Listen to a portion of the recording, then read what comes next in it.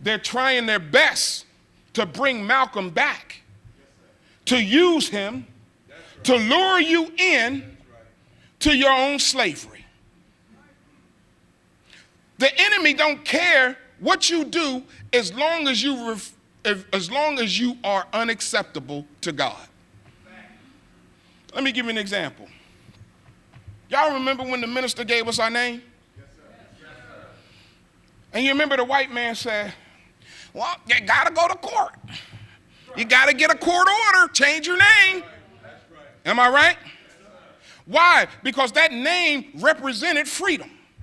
It no longer represented a slave. It represented someone following a man who claimed and declared independence. Independence from who? Satan and his civilization. Well, why don't you go today? If I wanted to stop being Brother Victor and be Victoria, I wouldn't need a court order to change my sex or to change my name then, because that's who I identify with. See, as long as you a devil, as long as you unacceptable to God, that's okay. In fact, the Black Power movement has been overpowered by homosexuality. Now, the Honorable Minister-Louis-Farrakhan is not homophobic. That's right. Can we have English class for a second? Yes, go ahead. They told me I was homophobic. So I asked them, what does that mean? I don't like homogenized milk? Does that mean I didn't like English class because they had homophones? Or does that mean I hate human beings because they're homo sapien? Later for the technology. We don't hate any of our people who's been exposed to Satan's civilization, but we must question, how come the only thing you agree with the white man on is what will kill your baby or stop the reproduction of your baby?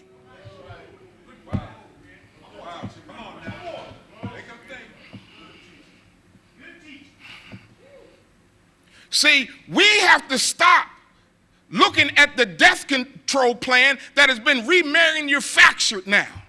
The Honorable Elijah Muhammad told you in Message to the Black Man there was a death control plot. So when you think you won a victory through Roe v. Wade, that was a virtual victory because you were killing off your seed. You were like the handmaidens that Pharaoh instructed to kill the babies.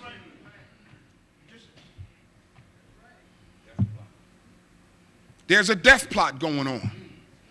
Kill the male, spare the female.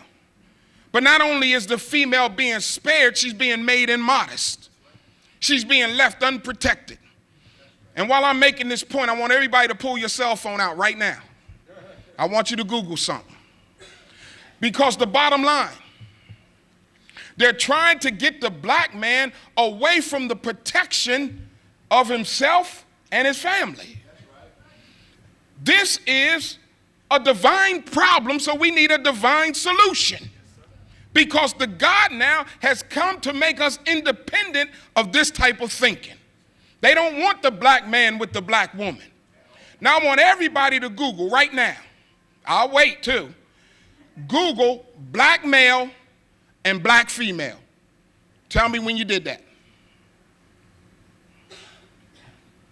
Black male and black female. Tell me when you did that. Just raise your hands. Something. You black male and black female. Now I want you to hit images.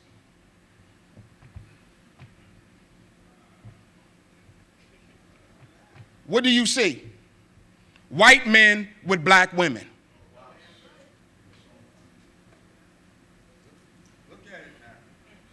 White men with black women.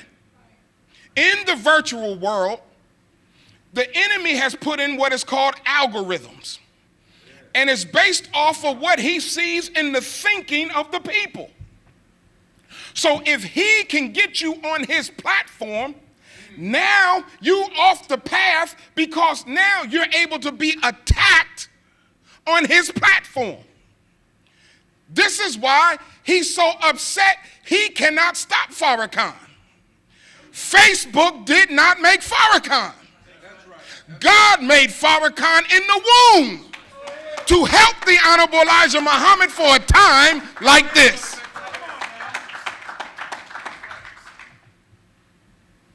Another problem with the virtual world being unreal, the way they hack you is through the back door. Oh, y'all didn't hear me, Philly. The greatest crime today is identity theft. Is that right? That's right. That's right. And we agree the greatest crime is identity theft.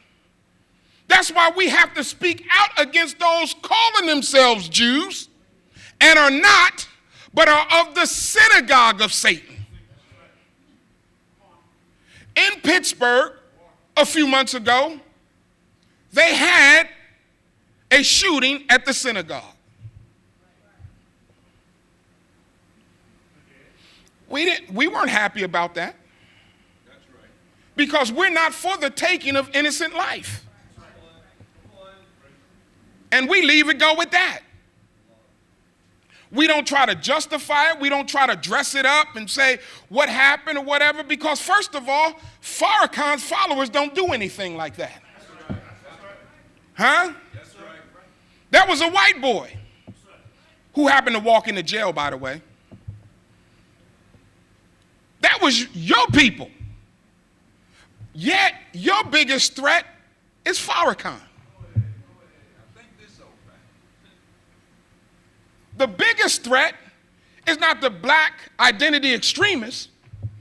Your biggest threat is Farrakhan. Yeah, you made the list. Congratulations, black identity extremists. But you ain't the biggest threat.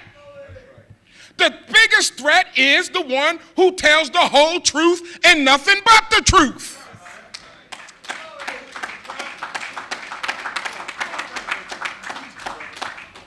Now, what happened was we had a community meeting that they invited me to that they were putting on. And I said, y'all sure y'all want me to come?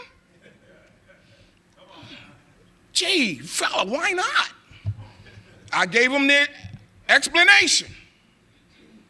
They said, well, let me call and check. Then they said, come. Then they said, no, never mind, don't come. Then they said, come. Then they wanted to talk to me. I wanted to talk to them too. And I said to them, shalom, we are sorry for the taking of any innocent life. We condone any act of terrorism.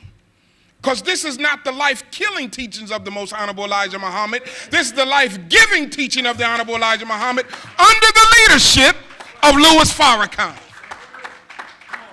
They wanted to know what we can do on the local level. Away from all, I said, well, if that just on the local level means I have to separate from my leader, then we can't do much. I said, because any problems we have is scriptural and historical. If you want to deal with scripture and history, we'll be glad to do anything with you. He said, okay, come. 3 minutes later, don't come. But I'd like to meet with you. Fine, where you want to meet? Where do you want to meet? Salim's, Muslim restaurant in Pittsburgh. You ever come to Pittsburgh, go to Salim's. It's the bomb. But anyway, well, it's really good. You can't say the bombs around Muslims right now. It's really good.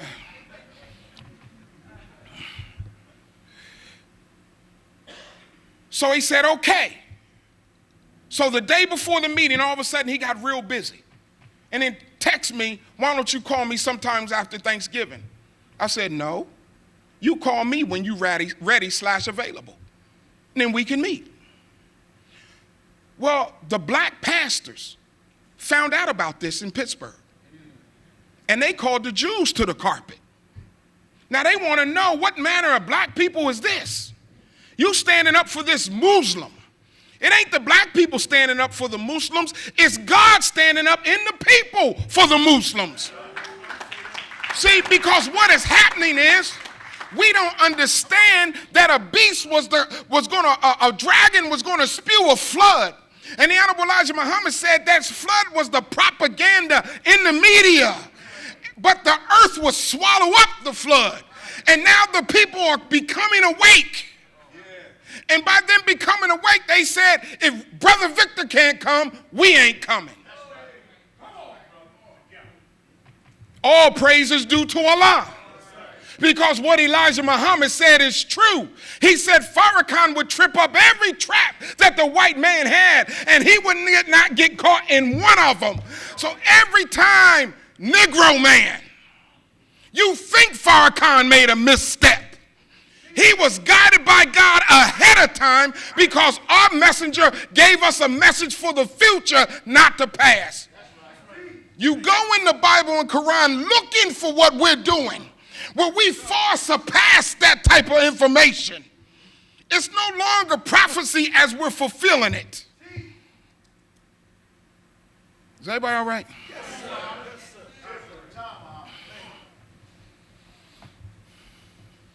So we met. One of the rabbis told me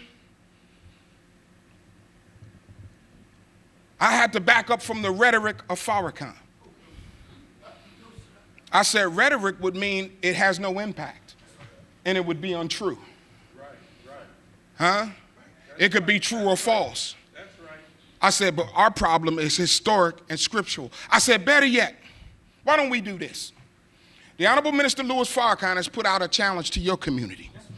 He would rent Madison Square Garden that you own. He will rent it. Bring your scholars, we'll bring our scholars. And if you could prove one word untrue, you could take his life. Any of y'all want to put your life up? No, what I think we should do is meet in the back room and just get to the truth. I say, you know what, that would be good if you didn't already try muddying his name. So now we got to go public and get this out once and for all. Another one said, I can't have you at the table if you don't back up from Farrakhan. And I said, so? I wasn't at the table when I walked in the door. And I don't give a damn if I'm at your table when I leave this door. I'm with Farrakhan. And that's how the meeting ended.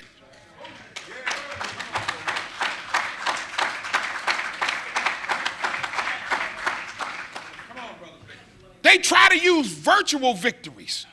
He pulled up an article from Henry Louis Gates from 1992 that said the secret relationship between blacks and Jews is not good, authentic research. I said, okay. The minister said, if you say that and you come out and dispute all of your scholars, he would pull the books. Well, we don't think we should we don't think we should dismiss our scholars. It was just a few of them. Then they sent a white woman after me.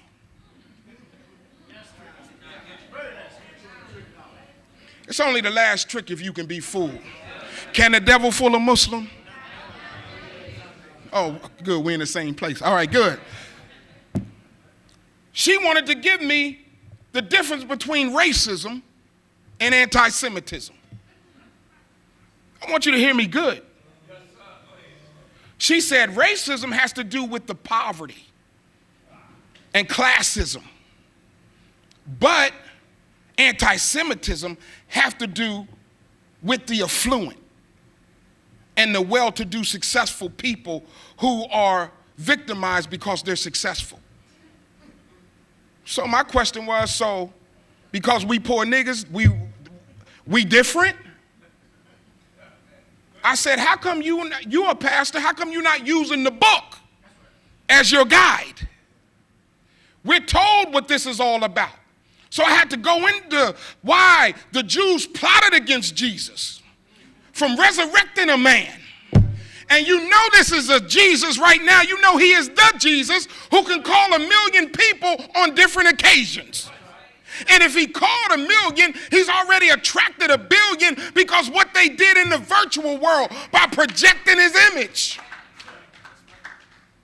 It's more than what we see. They know that Farrakhan's reach is influencing the whole planet Earth.